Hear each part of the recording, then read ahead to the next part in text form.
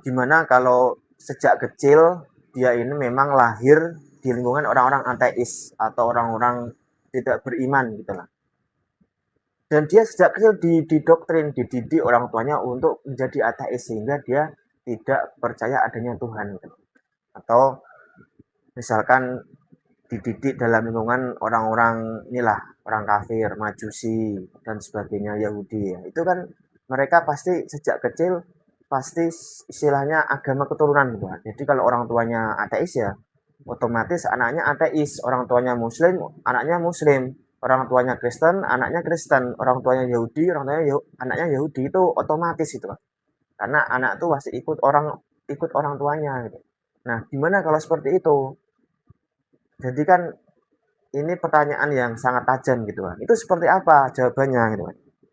Bismillahirrahmanirrahim. Assalamualaikum warahmatullahi wabarakatuh. Halo seluruh semua, kembali lagi bersama saya. Kali ini di buku Hal-hal yang membingungkan seputar Tuhan. Halaman 44 bagi yang punya bukunya. Judulnya adalah kalau Tuhan benar-benar ada, mengapa ada orang-orang yang mengingkari keberadaannya? Manusia adalah makhluk yang bebas, bebas berpikir, bebas bertindak, bebas memilih, bebas menentukan kehendak. Ini adalah satu kenyataan yang tak butuh pembuktian panjang. Betapapun kita meyakini bahwa semua yang kita lakukan itu sudah terekam dalam pengetahuan Tuhan, pada akhirnya kita tidak akan bisa menolak satu kenyataan bahwa manusia adalah makhluk yang punya kebebasan dalam menentukan pilihan.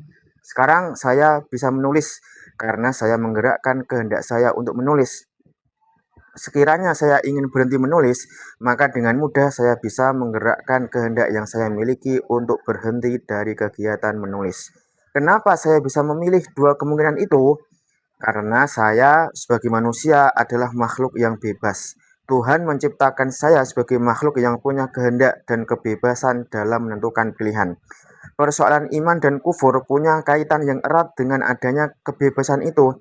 Kalau Anda mau menjadi orang beriman, Anda bisa menempuh cara-cara yang bisa mengantarkan Anda untuk menjadi orang beriman.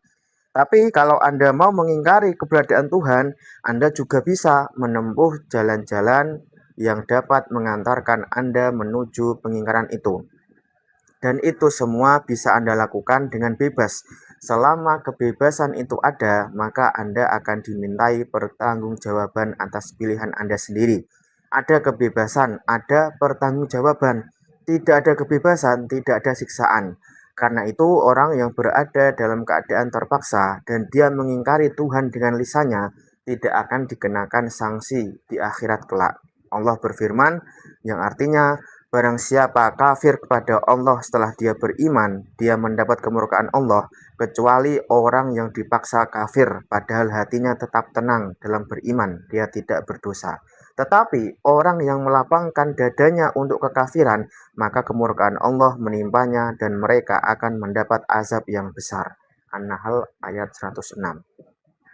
Al-Quran juga dengan tegas menolak adanya paksaan dalam beragama. Al-Baqarah ayat 256. La ikroha fiddin. Kebenaran itu datangnya dari Tuhanmu. Barang siapa menghendaki beriman, hendaklah dia beriman. Dan barang siapa menghendaki kafir, biarlah dia kafir. Ini surat Al-Kahfi ayat 29. Alhasil, persoalan iman dan kufur diserahkan sepenuhnya kepada pilihan manusia. Karena tidak ada paksaan, maka semua manusia Tuhan berikan kebebasan dalam soal memilih keyakinan.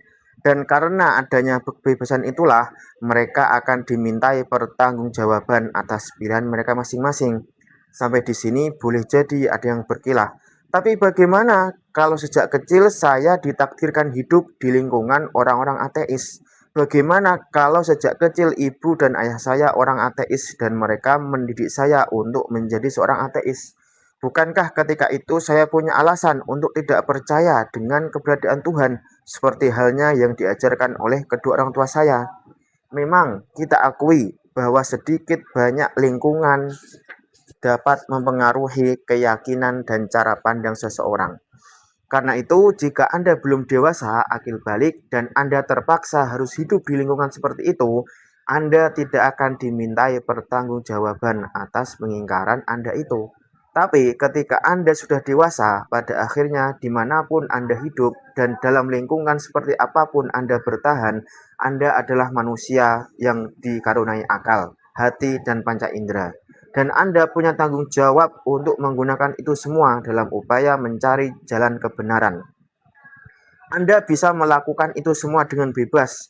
Tuhanlah yang memberi Anda akal, hati, dan panca indera itu. Tapi soal bagaimana hati itu difungsikan, kemana langkah akal itu berjalan, dan bagaimana panca indera itu digunakan, itu semua bergantung pada kehendak dan pilihan Anda sebagai makhluk yang dikaruniai akal, dikaruniai kebebasan. Selama kita punya akal, kita diminta untuk berpikir.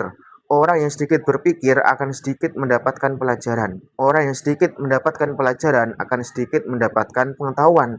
Orang yang sedikit pengetahuan akan dilumuri kebodohan. Dan dengan kebodohan, kita tidak akan mampu mengenal Tuhan. Tuhan akan membentangkan jalan hidayah bagi siapa saja yang ingin bersusah payah. Sebaliknya, Tuhan akan membentangkan jalan kesesatan bagi siapa saja yang ingin hidup dalam pengingkaran. Jadi soal beriman atau tidak untuk kembali kepada pilihan kita masing-masing. Memang, baik Anda beriman ataupun kafir, Tuhan sudah tahu terlebih dulu dengan keimanan dan kekufuran Anda itu. Tapi secara lahir, Anda tidak bisa menolak bahwa Anda punya kebebasan memilih dalam menentukan dua kemungkinan itu. Menjadi beriman, Anda bebas. Menjadi orang kafir, Anda juga bebas. Tidak ada paksaan di sana. Karena itu, jika kita menemukan orang-orang yang mengingkari keberadaan Tuhan, perlu kita pahami bahwa mereka itu adalah orang-orang yang telah menggunakan hak pilihnya secara bebas. Pengingkaran akan keberadaan Tuhan adalah konsekuensi logis dari adanya kebebasan yang diberikan kepada setiap manusia itu sendiri. Tuhan menciptakan manusia sebagai makhluk yang bebas. Konsekuensinya, sebagian manusia ada yang beriman dan sebagian dari mereka ada yang menunjukkan kekufuran dan pengingkaran.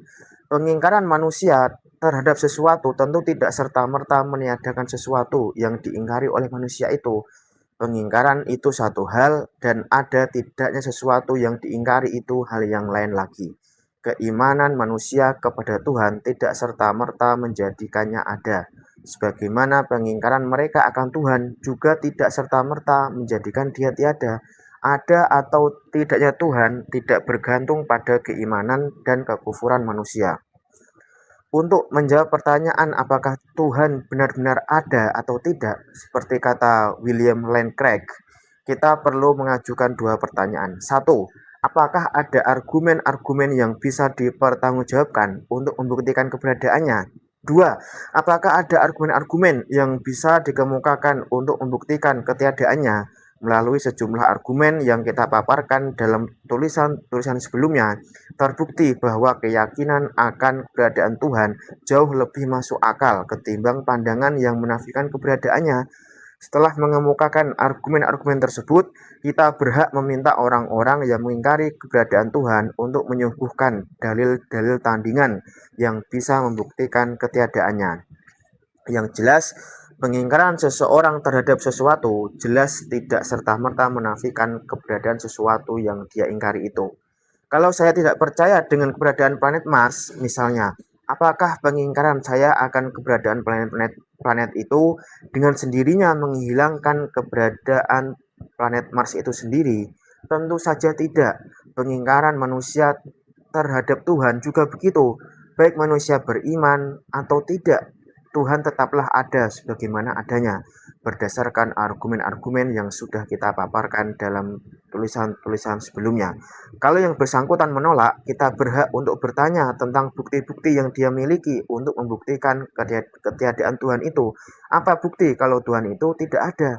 Dan di sanalah kita bisa berdebat keras seputar masalah itu. Sebagai wujud yang punya kekuasaan mutlak, Tuhan bisa saja menjadikan semua manusia beriman. Tuhan berkuasa menjadikan semua manusia baik, sebagaimana Dia juga berkuasa untuk menjadikan semua manusia buruk. Tak ada yang mustahil dengan itu semua. Tapi sekali lagi, kita adalah makhluk yang dikaruniai kebebasan. Dan dengan adanya kebebasan itu, Tuhan ingin memberi kita ujian. Surga dan neraka menjadi tidak bermakna tanpa adanya kebebasan itu. Siksaan dan ganjaran juga menjadi tidak berguna jika kita tidak punya kebebasan dalam menentukan pilihan kita. Tampaknya dunia ini pun tak akan terasa indah jika semua manusia berada dalam satu titik keyakinan yang sama. Mengandaikan semua manusia beriman sama saja dengan mengandaikan lenyapnya kebebasan yang ada dalam diri manusia.